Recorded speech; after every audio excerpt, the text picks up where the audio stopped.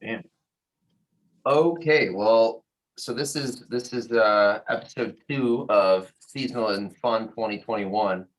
First episode was all about maple syrup. We had Kat Becker on from Cattail Organics and Jeremy Solon of Cat Maple Syrup.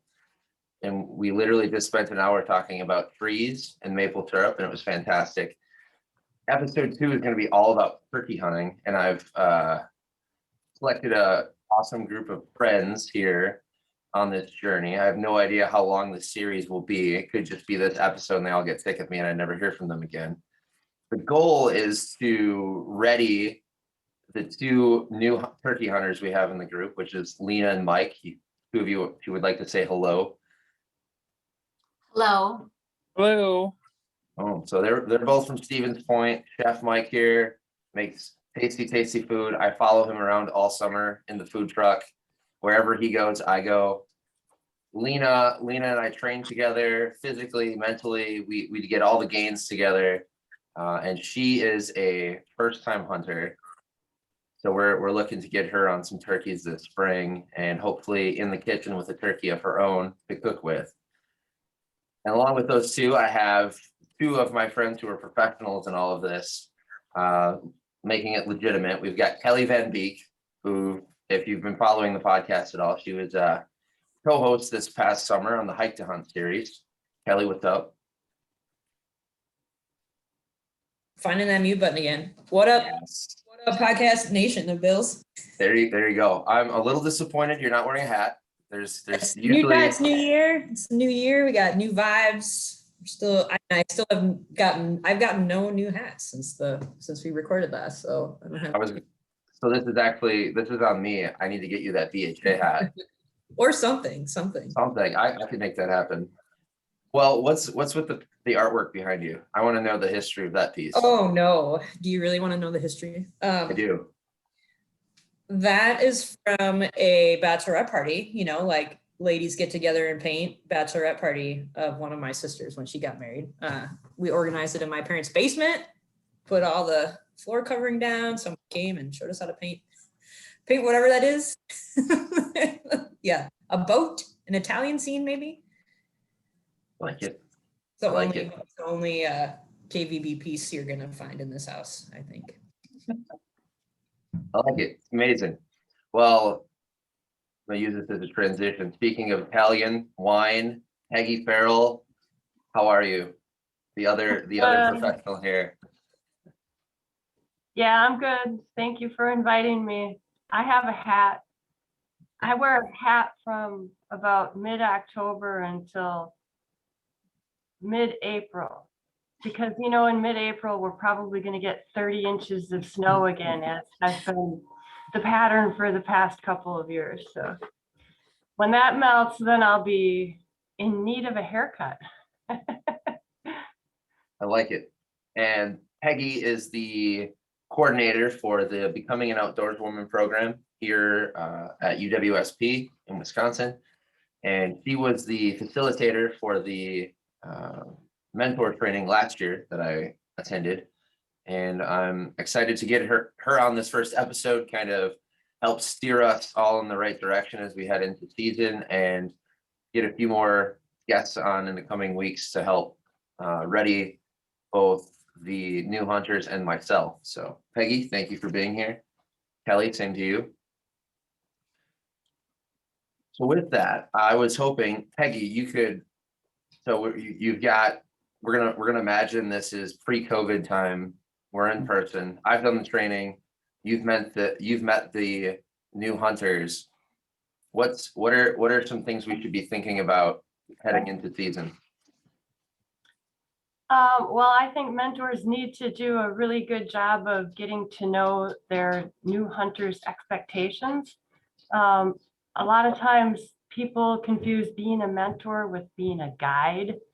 And a guide is the person you pay a bunch of money to so that you can go get one, whatever it is.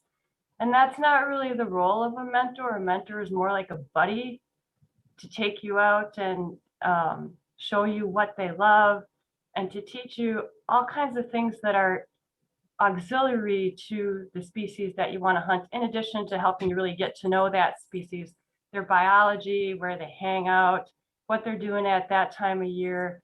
Those are all important things, but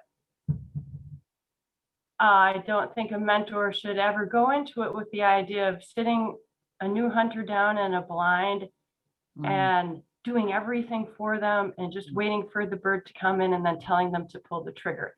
To me, that's not how it works. That takes the fun out of it.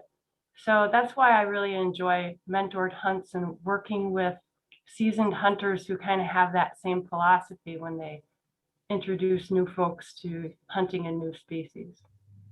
Damn, I love it. And speaking of, so Chef Mike dropping a 2-scale size bag of truffle fries at my doorstep. Is that a version of guiding? Him paying for my services? Yes. Bartering is good. Excellent. Anyways, I just love those truffle fries. Like they're the best. I just wanted to talk about it. Like put those into the podcast because they're my favorite. I don't know. There's a whole, I mean, that's going to have to be another podcast series. Like we're going to need menus and stuff. And we're Right. going to go through what Mike cooks. Wow. There we go. Kelly, we're talking about Peggy mentioned the biology of turkeys. As our expert bird nerd, what do you know about turkeys, or what do you think we should all know about turkeys? Oh man. In the state of Wisconsin, we'll keep it semi-narrow. Turkeys are just so fascinating. And I think I just heard somebody I was listening to I think it was that Artemis podcast, Bill, where the guest said something like, a lot of people think we know it all about wildlife, and we know a small fraction about wildlife really. And turkeys is no exception. I mean, I think generally the game species are better understood to some extent than the non-game species, but I still think there's so much to learn about turkeys. I'm fascinated by them.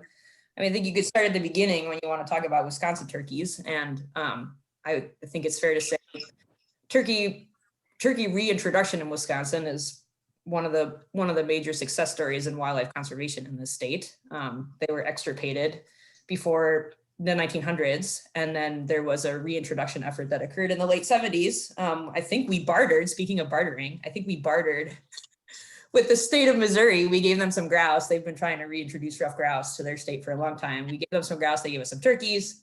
We dumped them in Southwest Wisconsin and they flourished. And then we took birds from there and then started passing them around the state, including in some areas where when I worked for Wisconsin DNR, there were some sites, some actual state wildlife areas now that are now state wildlife areas where some of those kind of transplants occurred, which is kind of cool to think about, how we've come full circle there. Now those lands are public, people can put turkeys on them, pretty cool. So yeah, if we talk about turkeys historically in Wisconsin, we didn't necessarily have them as widespread as we have now. I think turkeys have really surprised us. They are much more adaptable and able to live in urban areas and the Northwoods than we ever thought that they would. And historically, we didn't necessarily have them as far north as they are now, but they certainly are up in the Northwoods now. So again, we're learning things about turkey biology all the time. We thought they were really tied to oaks, and they're not necessarily just tied to oaks.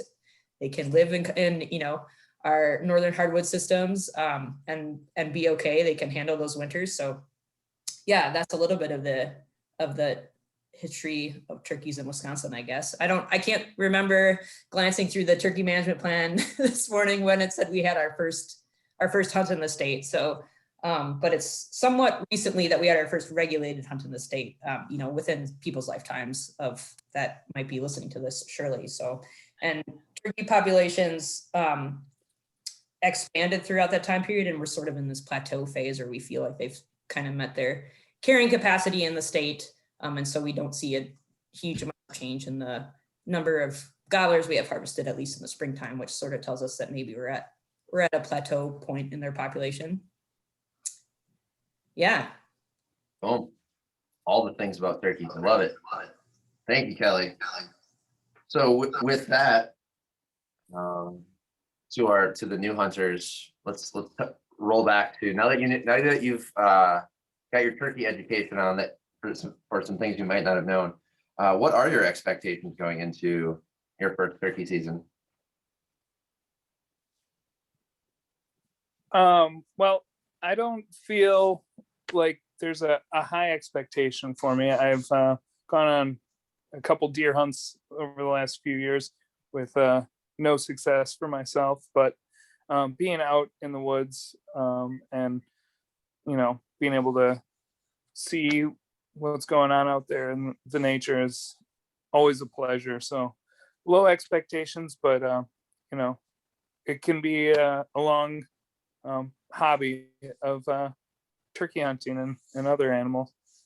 Awesome. Steph, if you don't mind, what is your background with hunting?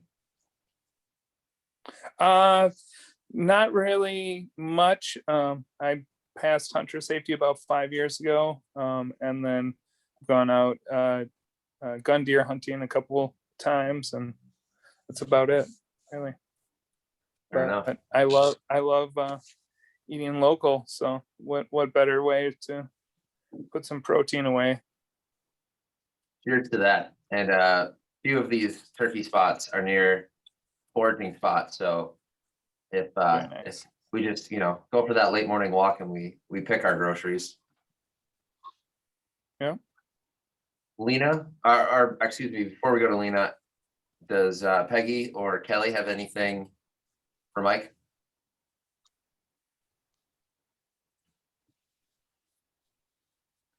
Okay. Always game for more recipes for sure. Turkey can be really intimidating for people. And it certainly has been intimidating to prepare. And it has been intimidating for me over the course of time that I've been hunting turkeys. And that's been since I was a kid. And I'd like to think that I've gotten better at it, but always looking for ways to prepare it differently and to help other people enjoy it. And I've certainly had a lot of really bad wild turkey over the years, and I would prefer to if I'm going to be giving it to people, either cooked or not cooked, give them either suggestions for preparing it easily or have something that they're really going to enjoy the first time around so they don't get turned off from it. Definitely. Peggy, were you going to say something? Well, I guess if I were going to take Mike out hunting, I'd want to start with say, are you all right with hiking in a mile in the dark? Would you have any concerns about that? Are you all right with sitting for 2 hours, or would you like to sit and hunt hard for 4 hours? Do you feel like you would rather get up and walk around and move around and do some scouting from the road? And some of those things would lessen your chances of probably being able to see a turkey. But if that's how you were going to more enjoy your first hunt rather than having somebody go, all right, we're going to sit here for the whole day, that's okay. We can still make it work. We can look for sign, certainly do calling and hear birds and enjoy all those parts of it. So if somebody's main goal is I want to shoot a big tom turkey, I'd be willing to sit and hunt hard all day. But the few people who have said that to me find out that that's really not their goal. And that's okay too. The plan can evolve, but I think the key is to just really communicate with each other and feel open to say, I'm not digging it if I'm not digging it, or why are you doing that? And for the mentor to communicate. So here's why I'm making this decision, that shut up or move your gun or shoot. That's like one of the worst things in any kind of mentored hunt that I think a mentor can do, is to, if there's an opportunity to shoot, to say shoot, because there's no shame in passing up even the very best positioned shot on any animal. If you don't feel like it at the moment, that's okay. No shame in it. I know it's kind of a big hemorrhage. I have had a lot of experience taking new people out, and I've learned a lot along the way. And And I think that communication is the key, and to just not be shy about saying how you want it to be because it's your hunt. I love it. That's why you're here, Peggy. Boom. Appreciate it. Mike, does that all make sense? Oh, kind of fall. It makes great sense. Yes. So my dog is here too. I apologize. He just brought his ball. I've learned in Zoom meetings how to launch it around the corner and down the hall so that he can get it. Sorry for the interruption. Zoom skills. I like it.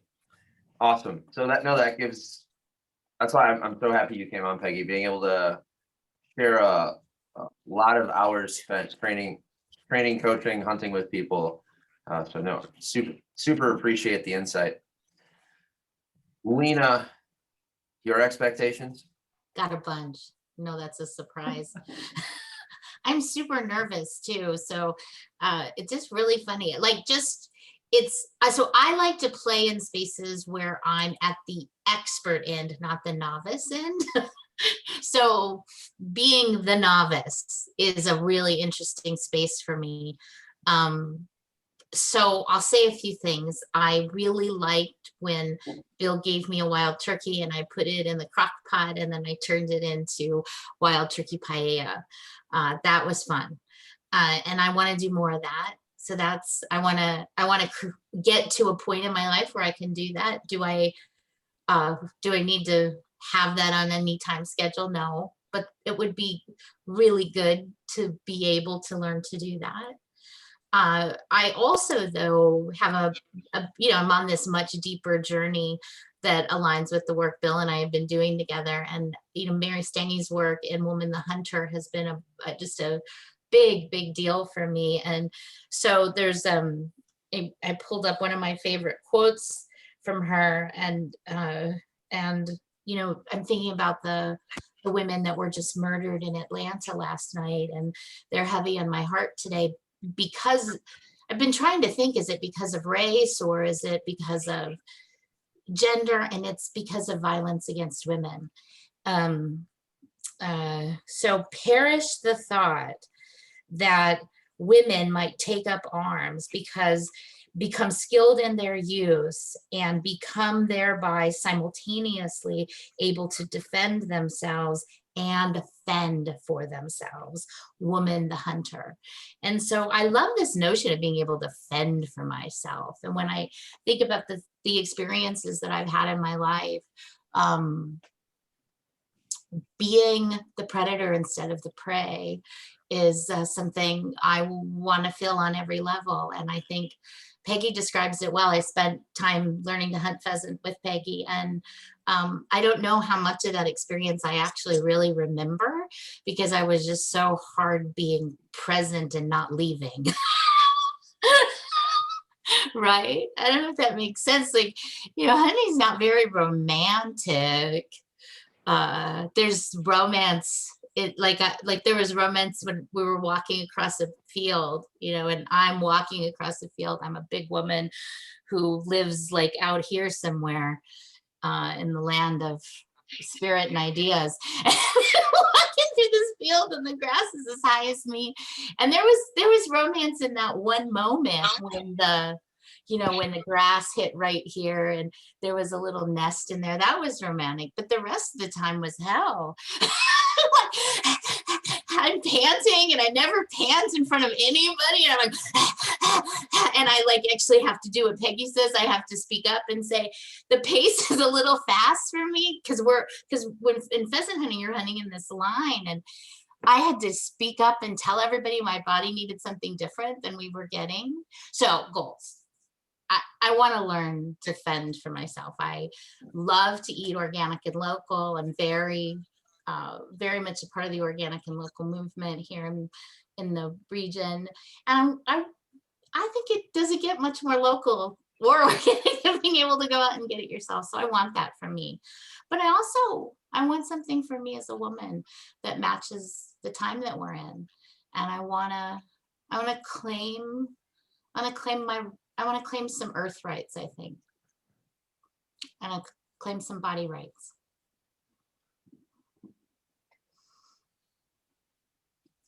Boom. Love you, Lyna. That was awesome. I love that. That's awesome.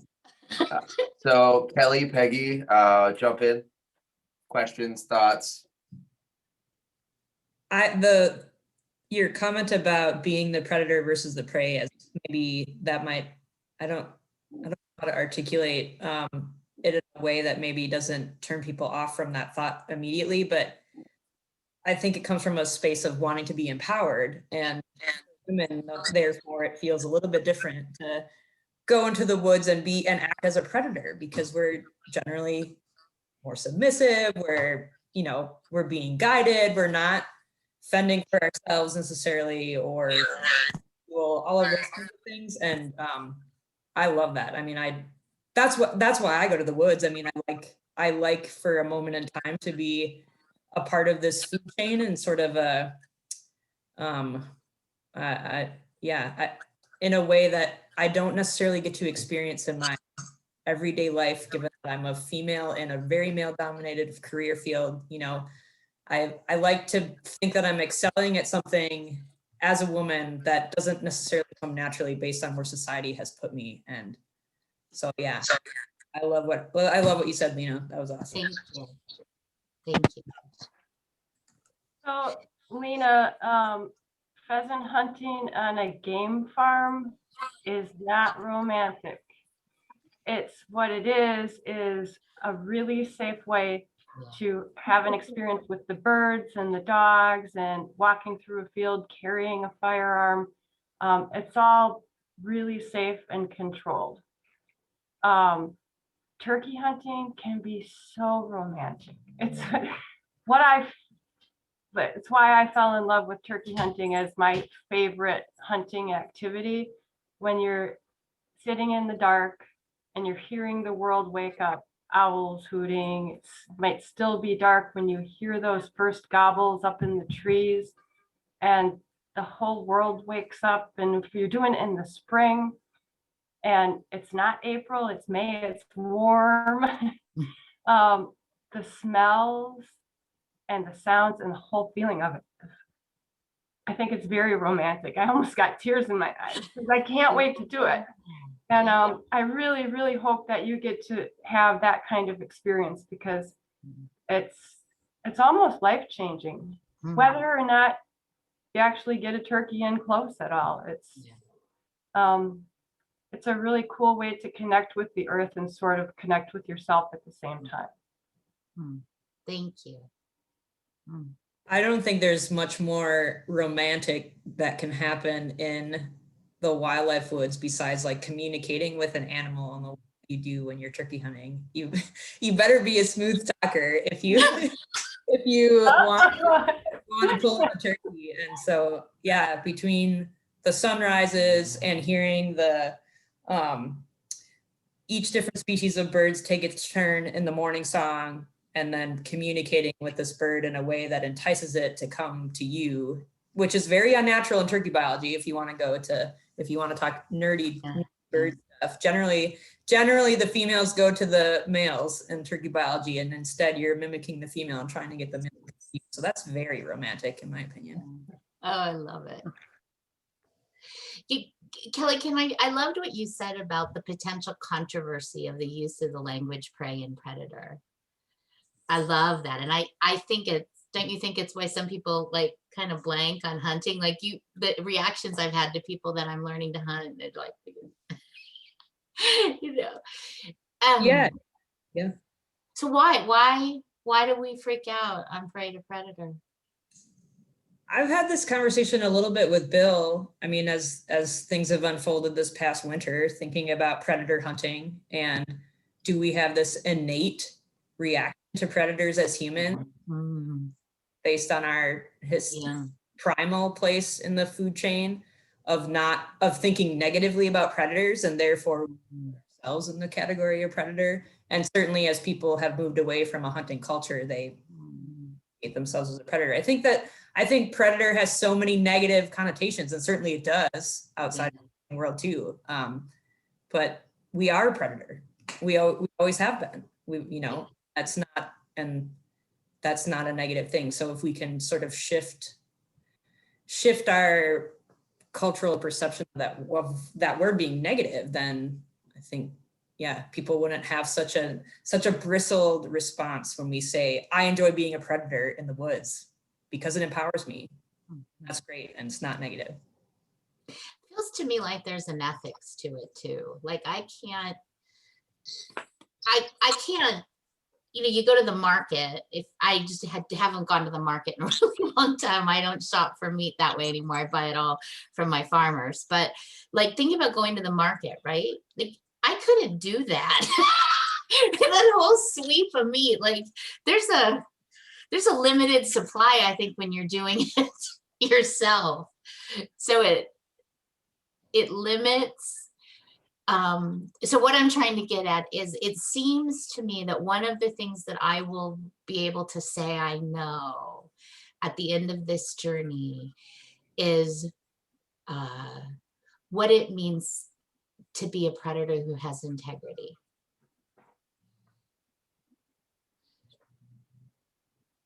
That there's an integrity, right? And like Peggy's like, romance first. And Kelly's like, yeah, you got to romance that turkey. We are the only conscious predator in Yeah. existence, right? And so that allows us to have these kind of conversations. Whereas what other animal thinks about being a predator? They're just a predator. And the fact that we're conscious about it, I don't know if I want to say creates this conundrum, but it creates this conversation, and it's fascinating to me that we have it, and that's directly related to the fact that we have a conscience, so we can talk about why we're the predator, and is that okay? Well, it's a whole nother podcast, Bill. Yeah.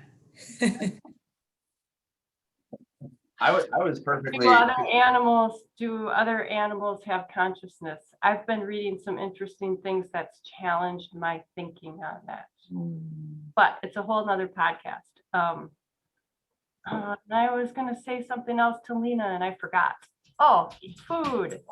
So yeah, I mean, if you're going to eat meat, isn't it nice to think about being honest about where it comes from instead of the pink styrofoam weird meat wrapped in plastic that's in the grocery store and those open shelves where it's tons of electricity is being belched out to keep those items cold enough for it to be healthy for somebody to take home. It's just crazy to me that we've come down to that in our food system.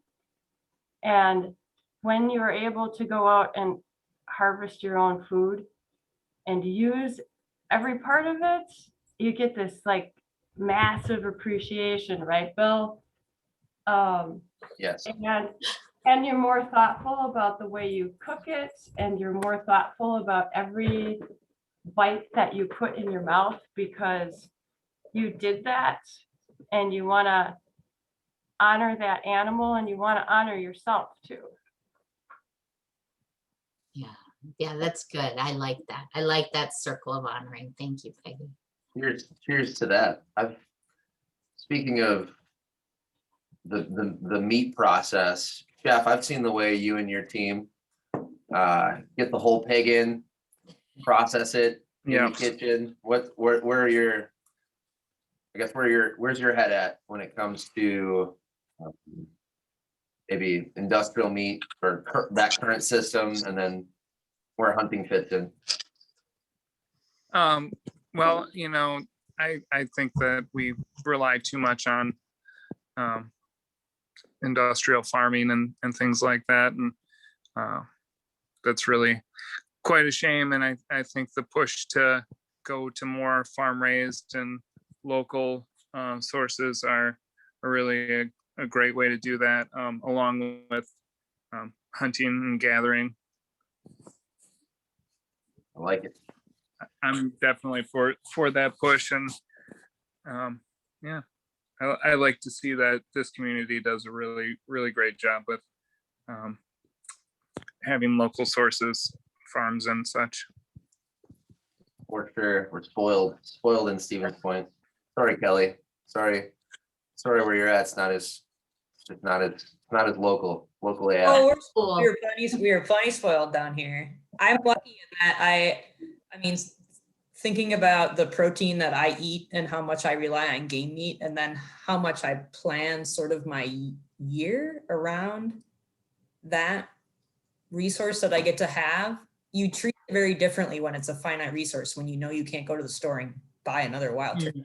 Yes. Like Peggy was saying, you prepare it differently, you think about it more, and you sort of save it for a special event, or you think about how much you need of it on an annual basis, if that's what you want, rather than going to the store to get it. And I'm all for getting other protein locally too, but and supplementing my annual protein intake in that way. And that's also a finite resource to some extent too. It's not always available to you every time you go to the grocery store if you're going to get it from a farmer.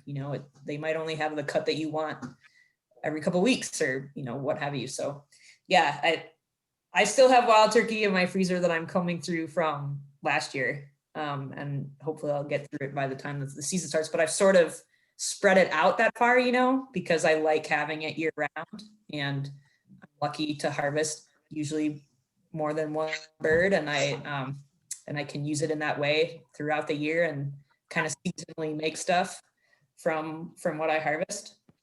But yeah, it's a whole different spin on how much of it there is and what you can do with it. Love it. There's a lot of pressure not to mess it up. Bill gave me bear, and I was a wreck. I love to cook, but I just, I never made bear before. So what if I messed it up? So went with the chill. I had I identified 7 recipes. I narrowed down. Yeah, I was gonna say, you sent me 7 recipes, and I'm like, you can't go wrong with chili. Right? That's it. I couldn't mess it up. And we have one frozen serving in the freezer. And my roommate asked me now and then, you want bear chili? I'm like, oh, no, I'm saving that. Lyna, I like to think every time that I quote mess something up, maybe it doesn't taste good, but then 1, I learned that I won't do it that way again. And 2, it brings about a whole level, another level of appreciation, I guess. Again, if you buy something at the store and you mess it up, you're like, throw that away. But when you mess up game that you chased, that you spent so much time thinking about, getting it, processing it, it just gives a whole nother appreciation for what you're actually putting in your body. So the mess up it's not even a mess up. It's just, oh, well, maybe I won't do that again. And now I have this deeper appreciation of what I have in the first place.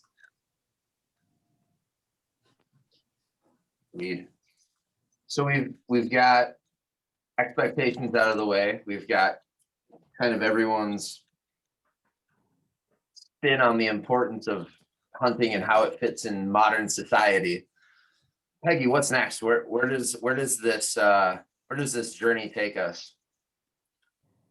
Are either of you, Lyna or Mike, interested in any of the actual mechanics of turkey hunting, like what to wear, what about calls, how to scout, any of those things? Have to know everything. Yes. Mike, how about you tell us, where would you like to start if you wanted to take a look at some of the actual mechanics of what do you do when you go turkey hunting? Do you have questions about that? Scouting is something that I think I need to improve upon. Just getting out and trying to find the best places, and more having a game plan going into it, other than I've got my shotgun and I'm dressed. I'm taking notes for you, Bill. Scouting. I can't find my pen. Perfect. And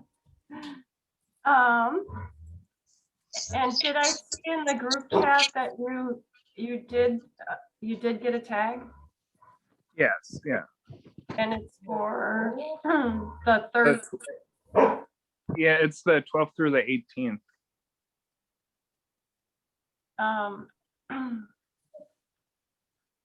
And you have land permissions, Bill? Yes. Okay, so when are we going scouting?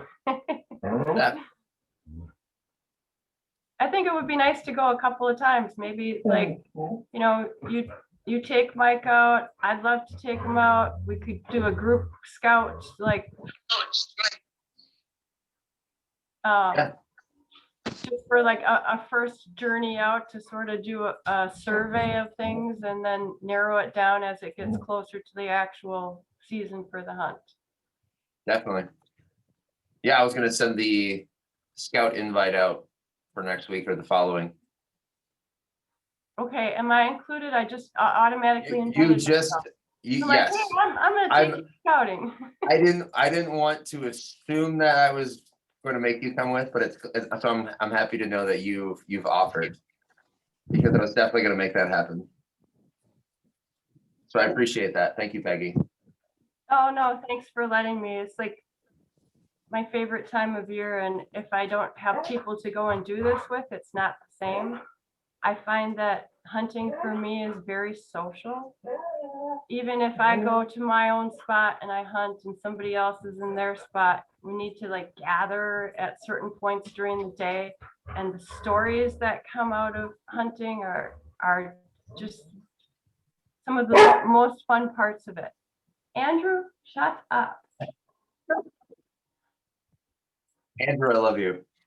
I could not agree more. Where is he? There he is. Hey, buddy.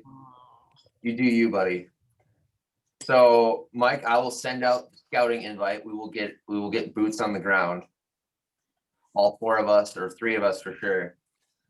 Lyna, what are you at? What's your You laughed when I said everything. I don't know what the next. No, I just need to. Okay, this is my brain. It's one of my multiplex. There's an input and an output. I need to know the whole line along that. I mean, I don't understand the question. Peggy, you have to tell her what she's doing next. So That's pretty much it. I'll learn. I want to follow and learn. So scouting, here are the things that I think. I'm like, okay, scouting is obviously a technical term. There probably won't be badges. Right? Because that's word association. There are badges. It's the cool stuff you find on the ground while you're walking around. Awesome. Yeah. So I assume that means that we're looking at areas where we might find turkeys when we want to shoot them, right? I know you asked me. See, like everybody's looking at me, Bill. This is how my brain works. So what I need. Very valid question. It's a very valid question. What does it mean? Yes. What does it mean to scout? What are you looking for? And so I will just follow along after people. This is where we need Kelly. Kelly, Peggy, what is it so we'll have Kelly go because she's the bird expert.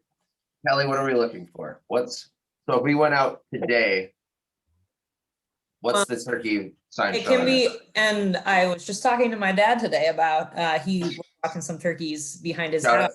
Shout out to Sylvester, if he ever listens to this episode.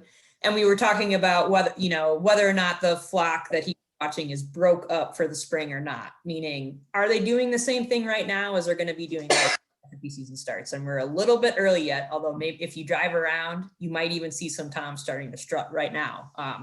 So it's maybe hit or miss whether or not those turkeys are going to be in the same spot doing the same thing by the time your season pops up. But usually if there's turkeys there in the winter, there should be some there left in the spring.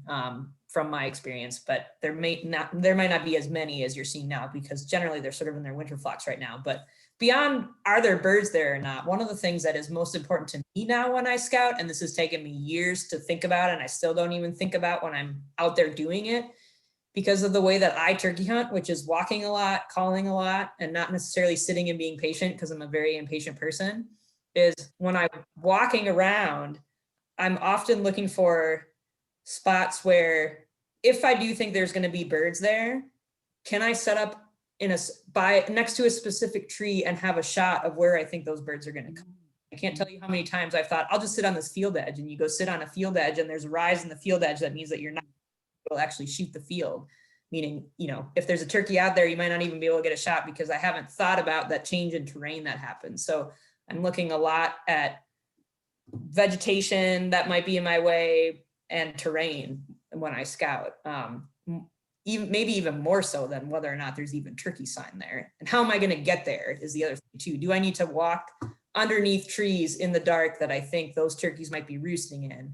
Can I do that without spooking them? All those kinds of things. So again, more so than just, are the turkeys going to be there or not, but how am I going to get to the spot? And when I get to that spot, is it reasonable to think that I might even be able to get a shot from wherever I sit down at? And so I'll even peg out individual trees and yeah, just really taking in the entire landscape and as many details as possible of where you think you're going to set up is what I try to do now.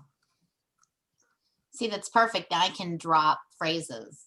It's like I'm like ready to drop turkey sign. So the sequence is about, I think I understood that there's 3 key elements in scouting. One is timing your scouting with the flock formation pattern so that you're in about the same. Is that right? Is that what you said? Is that what the whole broke up thing was? Yeah, and Not a relationship problem. Absolutely, right? Absolutely. And turkeys are going to change their patterns throughout the season too. So scouting is sort of an ongoing endeavor. And depending on if you're hunting in areas where other hunters are going to be pressuring those areas, and maybe the turkeys are going to change those patterns because of hunting pressure earlier in the season. So I like to think a lot of times of if I'm hunting and not much is happening, at least I'm scouting because I'm listening, I'm watching, I'm constantly in this frame of mind scouting. Yeah. But right now I would say in the early season, yes, it can be a little bit difficult to determine whether or not those turkey flocks are going to be kind of in those same spots, acting in that same way when we get to the middle of April, the beginning of May. So I've got flocking patterns. I changed my word. Turkey sign. I love that phrase. And 3, shot worthy terrain. And then 4, which you just gave me, which is when hunting becomes plan B, which is scouting again. That's good. I like that. See, I learned. This is how I will learn legitimately. I don't have I can't laser light in on the process because I don't understand the whole thing yet.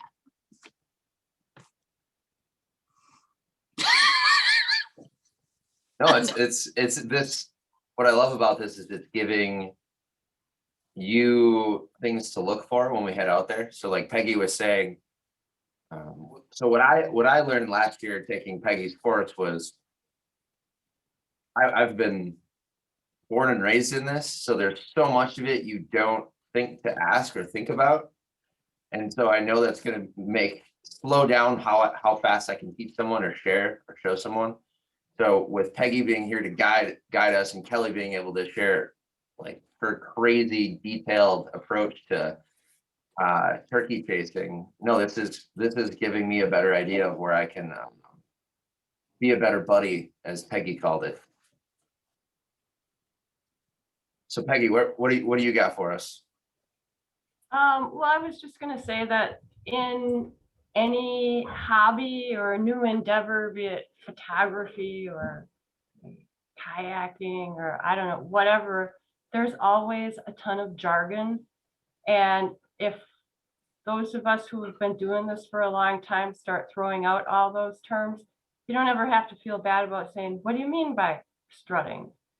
Those turkeys behind you right now, Lyna, are in full strut. The tom turkeys display like that to show off in the spring, and sometimes they even do it at weird times of year when it's not breeding season, but that's strutting. And there's nothing wrong with not knowing that. So anytime you hear us use a term that is unfamiliar, you just have to say, well, what does that mean? Know that I'm also making up my own terms. So you all know the use of the term turkey, right? Like he's such a turkey, right? Have you heard that before? So like turkey sign has this whole like rap hip hop song in my brain going like turkey sign. It's just crazy. Like that's what you do when you see a real turkey. You're like. So turkey sign would be like looking for their poop. Yeah, and feathers and scratching and roosting trees. So all that good stuff. And it makes a lot more sense when you get out boots on the ground, as Bill said, when we can start to find those things and show you. I trust that. That's what I'm in it for. So we've got 8 minutes left. Jeff, Mike, Lyna, your turkey education will continue over the next, as long as you're up for it. After today, you're like, no, I'm out. That's fine, I understand. However, Kelly and I are going to be getting, I'm sure Peggy will be back on, but we'll be getting more guests lined up to kind of come on and talk about different aspects of turkey hunting, what to expect, what to look for, how to go about it. So with the last 8 minutes, what are some questions you have for Peggy? Okay, so Mike did a great job. It seems like he threw out scouting, and that's at the beginning of the process. What are the other major, what am I going to learn? Like when we're done with turkey season, what are the 2 or 3 things that I really should know besides scouting? Safety.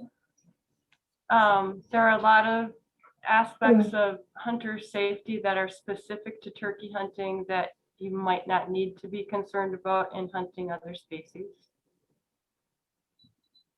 I think patterning a shotgun and getting confident in shooting it so that you know that if a shot presents itself and if you choose to take it, that you're going to be able to make a clean, humane shot. And that's all about confidence. And so that's, time at the shooting range with a piece of paper and putting a lot of holes in it. Those are my 2 big ones. Kelly? Yeah, safety, I think. Safety in the turkey woods is unique compared to some other types of Wisconsin hunting, I guess, that you might do. And there are a few different things maybe that you should be thinking about when you're hunting, an animal with camouflage on with other people around and moving. That's a little bit unique compared to other types of hunting. So that's a great point, Peggy. And turkey is sort of a short range game. It's different than taking your rifle out during the deer season and sitting in one spot and having a long range opportunity. Turkey hunting is a short range game.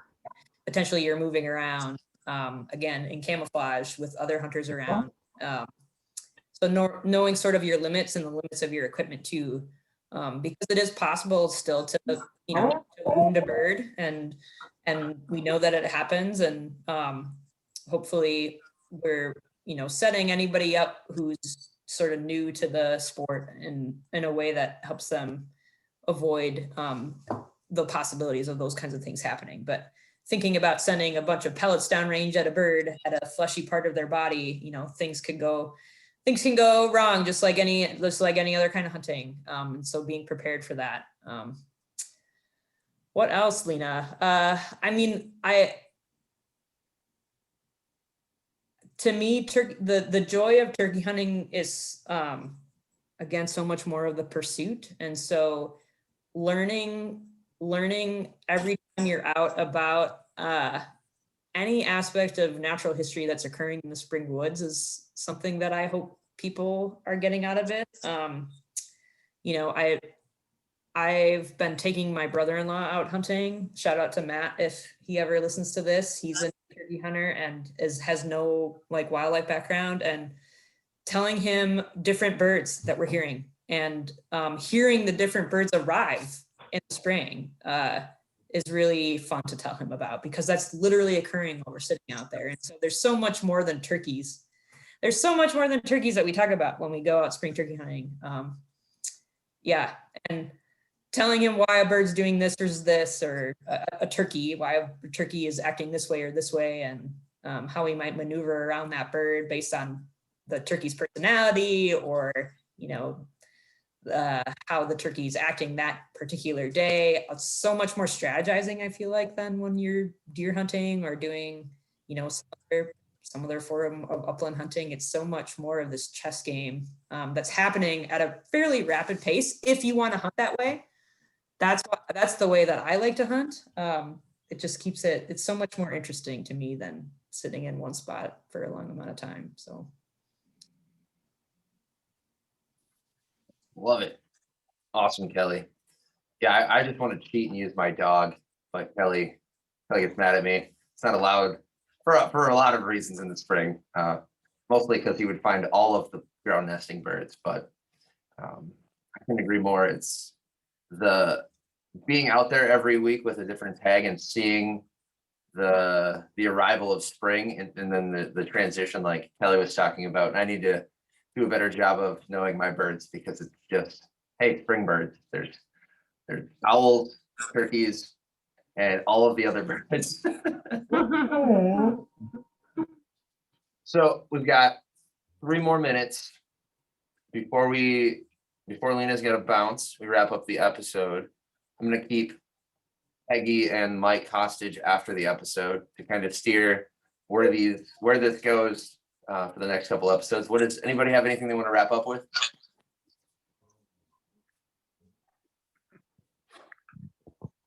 I think we covered a lot, but if there's any concluding thoughts. Always go back to Mary Stange. Let's see.